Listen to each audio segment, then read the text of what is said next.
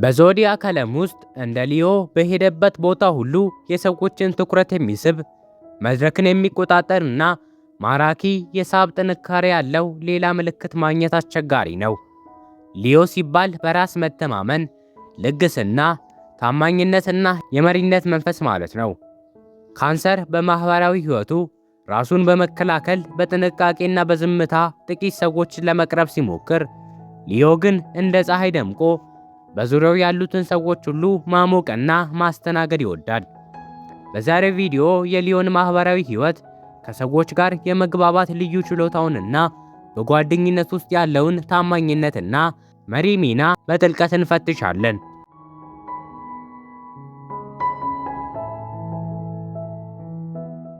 ሊዮ አዲስ ሰው ሲያገኝ ወይም አዲስ ማህበራዊ ከባቢ ውስጥ ሲገባ የሚያሳየው የመጀመሪያ ባህሪ በራስ መተማመንና ማራኪነት ነው። ሊዮ በማንኛውም ስብስብ ውስጥ መሃል ላይ መሆን ይወዳል። ንግግሩ፣ የአካሄድ ዘይቤውና የሰውነት ቋንቋው ሁሉ በሰዎች ዘንድ እንዲታይና አድናቆትን እንዲያገኝ ያደርገዋል። ሰዎችን ለማቅረብና ውይይት ለመጀመር በጭራሽ አይፈራም። ይልቁንም በደስታና በሳቅ የተሞላ ድባብን ወዲያውኑ ይፈጥራል። ይህ ባህሪው አንዳንዶች ዘንድ ትዕቢተኛ ወይም ራሱን ብቻ የሚወድ አስመስሎ ሊያሳየው ቢችልም በእውነቱ ግን ሊዮ በተፈጥሮ የመሪነትና የንጉስነት ባህሪ ስላለው ሰዎችን የመሳብ አቅሙ ከፍተኛ በመሆኑ ነው። ሊዮ ሰዎችን ማዝናናት፣ ማበረታታትና የሁሉንም ሰው ትኩረት በአንድ ላይ መሰብሰብ የሚችል የማህበራዊ ህይወት ሞተር ነው።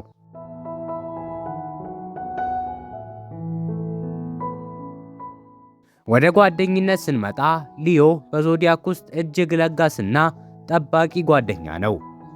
ሊዮ ለአንድ ሰው ጓደኛ ከሆነ ያንን ጓደኛውን በሐሳብም ሆነ በቁሳቁስ እጅግ አብዝቶ ነው የሚከባከበው። ለጓደኞቹ ያለው ታማኝነት ፍጹም የማይናወጥ ነው። አንድ የቅርብ ጓደኛው ችግር ውስጥ ሲወድቅ ወይም ጥቃት ሲደርስበት ሊዮ እንደ አንበሳ ተከላካይ ሆኖ ወደፊት ይወጣል። ጓደኞቹ በሕይወታቸው ስኬታማ እንዲሆኑና በራሳቸው እንዲተማመኑ ዘውትር ያበረታታቸዋል። ሆኖም በጓደኝነት ውስጥ የሊዮ ትልቁ ፈተና አድናቆትን አጥብቆ መፈለግና ኩራት ነው። ሊዮ ለሰዎች የሚሰጠውን ትኩረትና ታማኝነት ያህል አክብሮትና አድናቆት መልሶ ካላገኘ ኩራቱ ይነካል። ኩራቱ የተነካ ሊዮ ደግሞ ወዲያውኑ ራሱን ሊያገል ወይም ሊቆጣ ይችላል።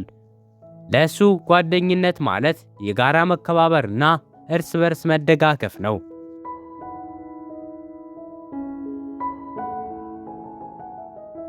በተጨማሪም ሊዮ በማህበራዊ ህይወቱ ውስጥ ሁልጊዜም ትላልቅና ድምቅ ያሉ ትዝታዎችን መፍጠር ይወዳል። ከጓደኞቹ ጋር ሲዝናና ሰፊ ቦታዎችን መምረጥ፣ አስደሳች ድግሶችን ማዘጋጀትና ሁሉንም ሰው ማስተናገድ ያስደስተዋል። ለጓደኞቹ የሚሰጠው ስጦታ እንኳን በጣም ጎልቶ የሚታይና የሰጪውን ታላቅነት የሚገልጽ ነው። ሊዮ በሰዎች ህይወት ውስጥ እንደ ብርሃን ሆኖ ማለፍ ይወዳል። ግንኙነቶች በጊዜ ብዛት ወይም በርቀት ቢራራቁ እንኳን የሊዮ ስምና ያሳለፈው ድንቅ ጊዜ ሁልጊዜ በጓደኞቹ አእምሮ ውስጥ ታትሞ ይኖራል።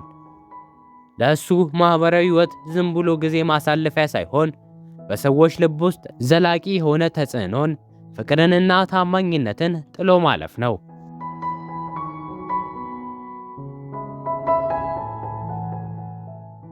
በቡድን ስራ ወይም በስራ ቦታ ላይ ሊዮ የተፈጥሮ መሪ ነው። በቡድን ውስጥ ያሉ አባላትን የማነሳሳት እና የመምራት ችሎታው ወደር የለውም። ከባድ ስራዎችን በደስታና በጉልበት ለመጋፈጥ ወደ ኋላ አይልም። ሊዮ በቡድን ውስጥ ሁልጊዜ የፊት መስመር ተሰሚነት እንዲኖረው ይፈልጋል። ውሳኔዎችን መወሰን እና ኃላፊነትን መውሰድ ያስደስተዋል። ነገር ግን የሊዮ ችግር አንዳንድ ጊዜ በቡድን ስራ ውስጥ የሌሎችን ሐሳብ በደንብ አለማዳመጥ ወይም የራሱን መንገድ ብቻ ለመጫን መሞከሩ ነው። ትችቶችን መቀበል ለአንበሳው ኩራት ከባድ ሊሆንበት ይችላል። የቡድን አባላት የሊዮን የመሪነት ብቃት አውቀው በትህትናና በአክብሮት ሲያማክሩት ሊዮ ቡድኑን ወደ ታላቅ ስኬት የሚመራ እጅግ ታማኝና ፍትሃዊ መሪ ይሆናል።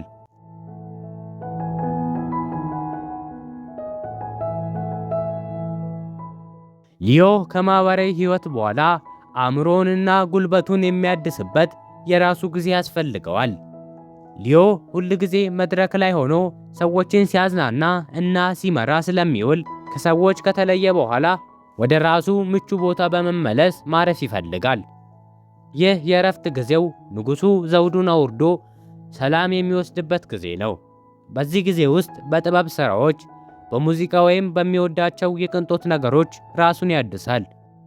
አንዳንዶች ሊዮ ሁል ጊዜ ጠንካራና ተደሳች ብቻ እንዲሆን ሊጠብቁበት ይችላሉ።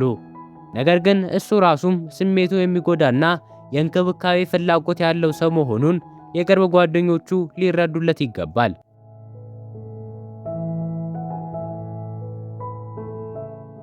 ሊዮ ማህበራዊ ህይወቱን በደስታ በታማኝነትና በታላቅ ልግስና የሚመራ ምልክት ነው።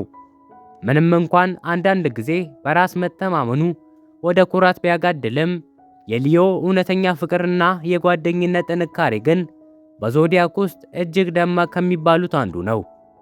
ሊዮ ለራስህ ከፍ ያለ ግምት እንድትሰጥ፣ በሕይወትህ በኩራት እንድትራመድና ለምትወዳቸው ሰዎች እስከ መጨረሻው እንድትቆም የሚያነሳሳ ድንቅ ምልክት ነው። ማህበራዊ ግንኙነትህን እንደ ሊዮ በታማኝነት ስትመራ በሰዎች ዘንድ የምታገኘው ክብርና ተወዳጅነት ከፍተኛ ይሆናል። ሊዮን መረዳት ማለት የሰው ልጅን ልግስና፣ የመሪነት ጥበብና የክብር ምንነት መረዳት ማለት ነው። ስለዚህ በሚቀጥለው ጊዜ ከሊዮ ጋር ስትገናኝ ያንን ደማቅ ጉልበቱን በአክብሮት ተቀበል። ምክንያቱም ሊዮ አንድ ጓደኛ ከሆነ በሕይወት ጎዳና ላይ ሁልጊዜም የሚያበራ ታማኝ ፀሐይ ይሆናል።